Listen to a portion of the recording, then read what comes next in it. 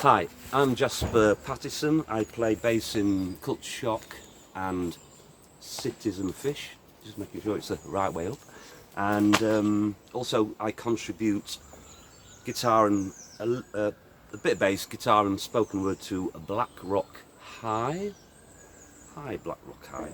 So, welcome to the first instalment of Notes from the Bassline. Basically, it's an opportunity for bass players to talk about their influences, things that have inspired them, maybe show some tips and tricks, just generally anything that's illuminating and fun, accessible, and mainly inspiring. Well, what got me into bass? Around about 10 years old, I went to my mate's house. His mum had a record player. She only had two records. It's growing up north. Low Rider by War and Goodbye to Jane by Slade. So we just played them over and over and over. Before that, I guess my sister was into progressive rock, so stuff like that. Progressive music, Floyd and things. Anyway, skip forward a bunch of years. Suddenly we're off to see this secret gig by this band, better known as the Sex Pistols. So that's Doncaster, 1977. A week later, me and my mates are miming to records, quick prop, brooms, miming to punk songs. We didn't want to be in a band, we just wanted to mime. And then Paul Fretwell bought a real guitar because it looked more authentic. So I was forced to buy a real bass to look authentic, and here I am now. So, inspired by punk rock, the Broomstick Band, actually we were called the Fides, did our first gig at school, Don Valley High School, Doncaster. Pretty nervous, and this was one of the bass lines, which I think is from a Susie and the Banshees record. Anyway, it went like this, went like...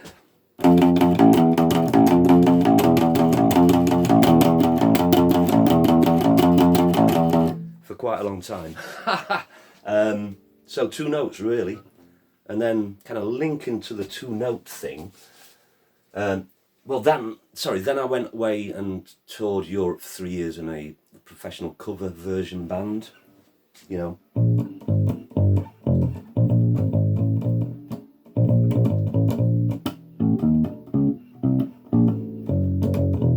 something like this.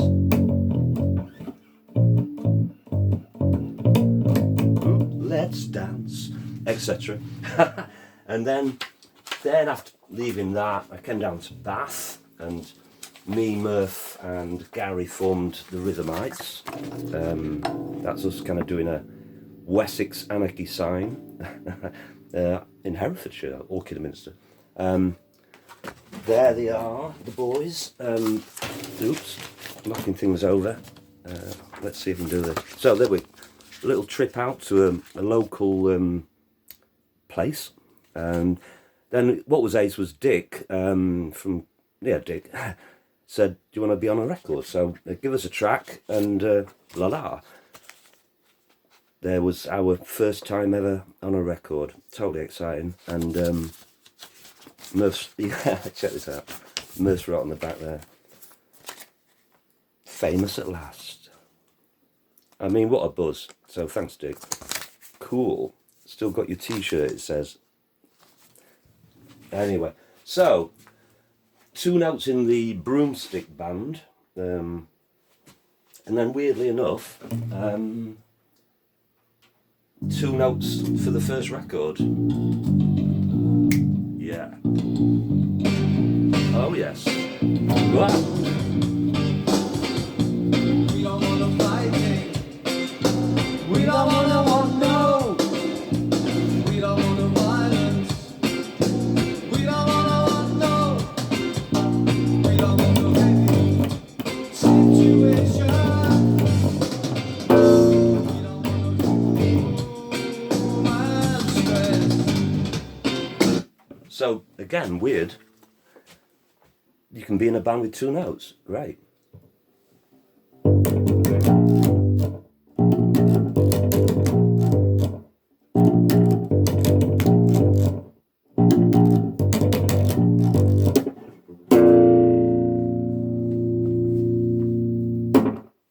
He's back. Okay. I just thought I'd chat about the basses. This is a kind of economy Music Man bass with one huge humbucking pickup, which is designed to get rid of crackles and pops from lights and stuff. And so normally you'd play it here, I guess. So because it's here, it's a kind of more tighter, you know, as opposed to well, yeah, but more of a funky bass, really, like Last Night a DJ Saved My Life.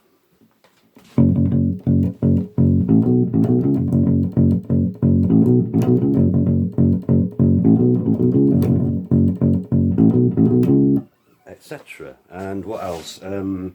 Active electronics.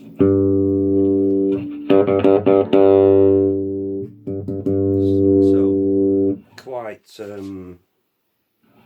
big drastic changes.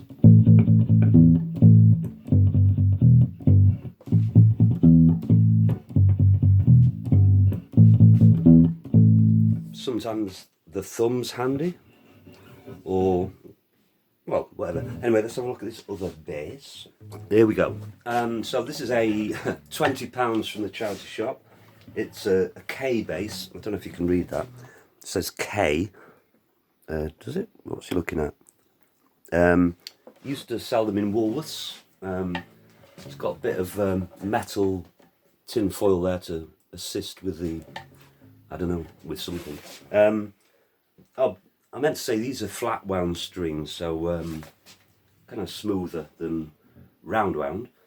And the great thing with a cheap bass is they've got great sounds.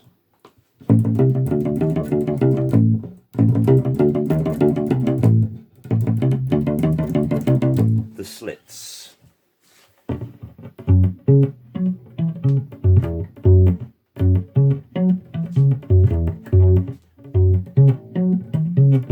Hey. Cool. This one's got a the top of a Grolsch beer bottle, which is a kind of good cheap way of stopping the guitar falling off you, as I showed you earlier. And then onto another bass. Okay, I was quite lucky to be able to buy this. This is a maybe mid-70s Fender jazz bass. Someone had a go at sawing that bit off, which made it much cheaper, kind of more heavy metal, and the attempts to hack in some active things in the back, so cool. Something's missing there, and these are Bartolini pickups. Is that the right way up? Bartolini pickups. Are there? Well, the guy in the shop said, well, the pickups are worth more than the bass. So two pickups, 2 microphones. One's this one.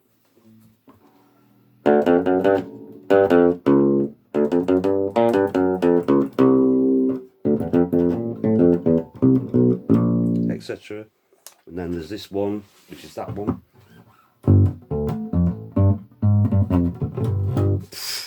Terrible. And together.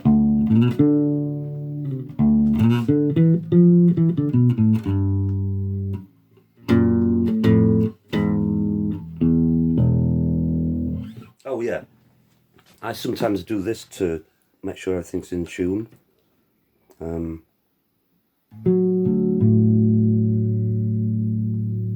Just thought I'd mention it. And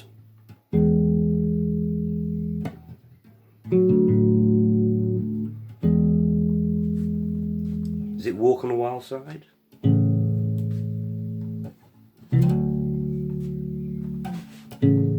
Something like that.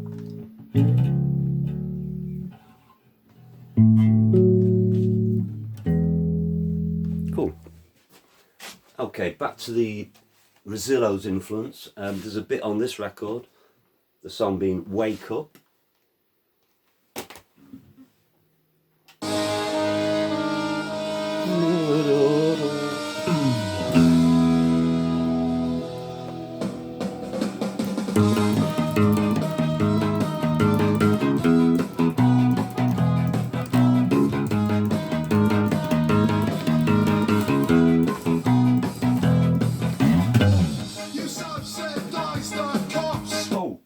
Go on brass section, and the Rosillo's version goes 1, 2, 3, 4.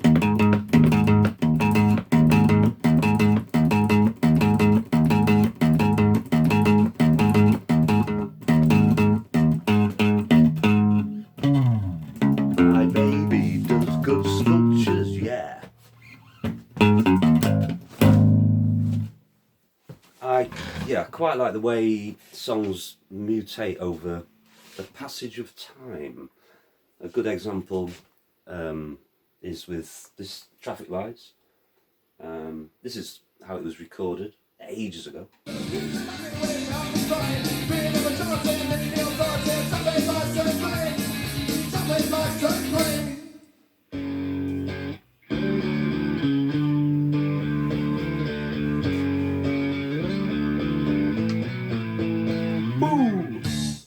And then, with Matt and Alex being in the band, we've made it. Matt and Alex play the brass, and Matt plays the trombone on this bit. So we made it twice as long, and it's loads slower. And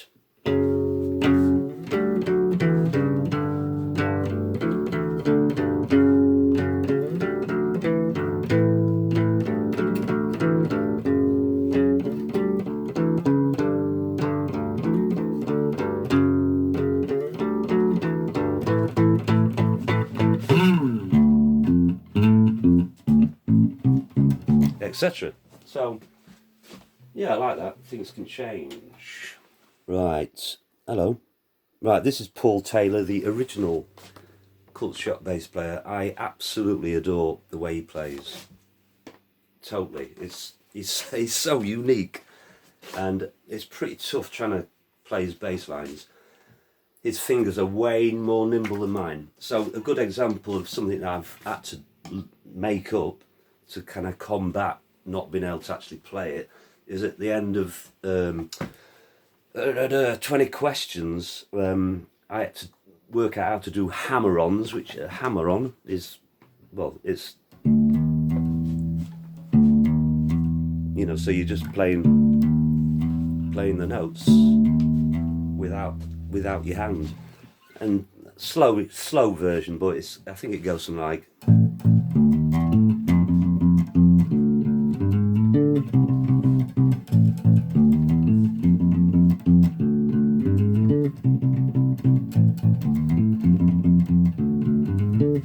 Oops.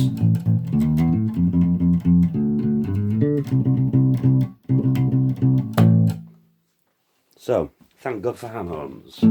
I don't do them that much, but got me out of a sticky spot there. Oh, I did meant to mention, I noticed that if you move that knob there on a Fender Jazz to there, I don't know if you can hear in the room, but sort of slightly more lo-fi in a good way.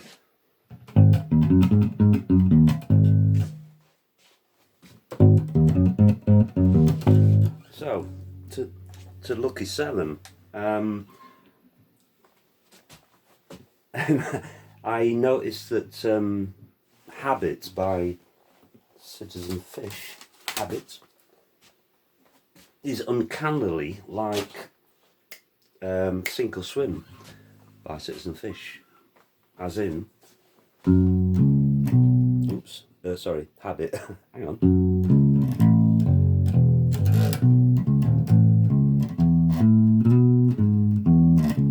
And Sink or Swim is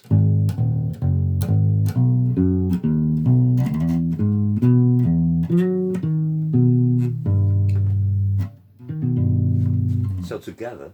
It's like ripping myself off. I mean, they're a bit busy, but you know, that's can't help myself. Oops.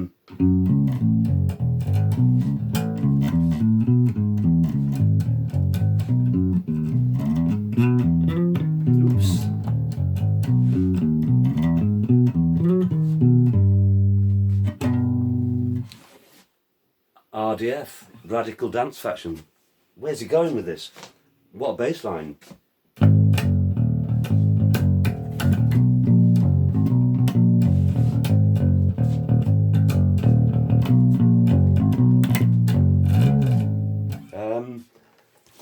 I mean, God, there's so many influences. We're lucky. There's a lot of great music. Okay, bass line on that. Talk, talk. Life's what you make it. Boom. Boom, boom, boom, boom, boom, boom, boom, boom, boom. Backdoor, weird jazz trio from Yorkshire. And funnily enough, I was chatting to Fran from Inner Terrestrials. He also loves that band. They sort of kind of sound like this. What should we do? What should we do? You know, something like.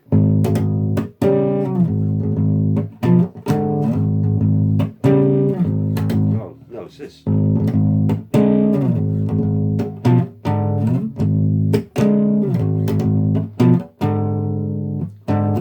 Awesome.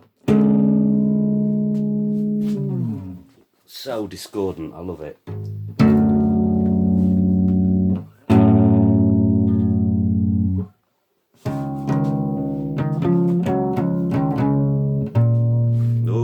Up north. And what else?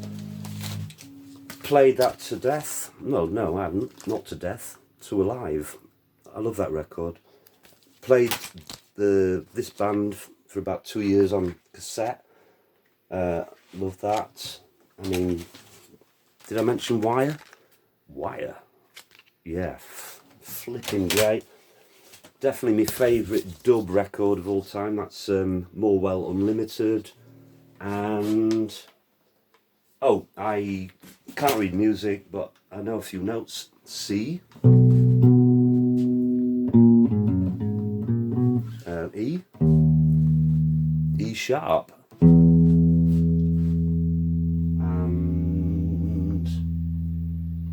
I'll go out on this. We're going out. Tone off.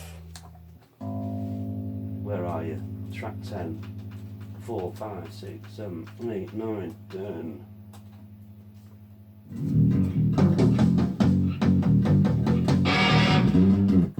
Oh, chaos. Hang on.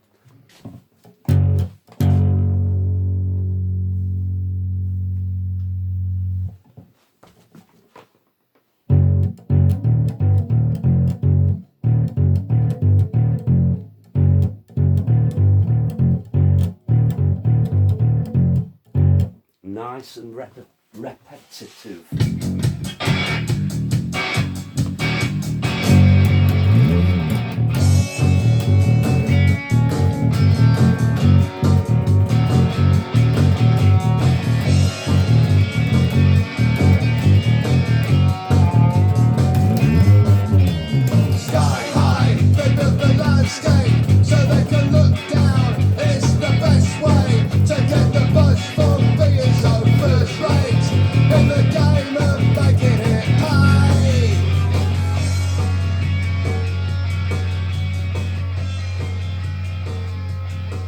Cool. Okay. Oh, there's some ideas. Thanks for having me. Okay.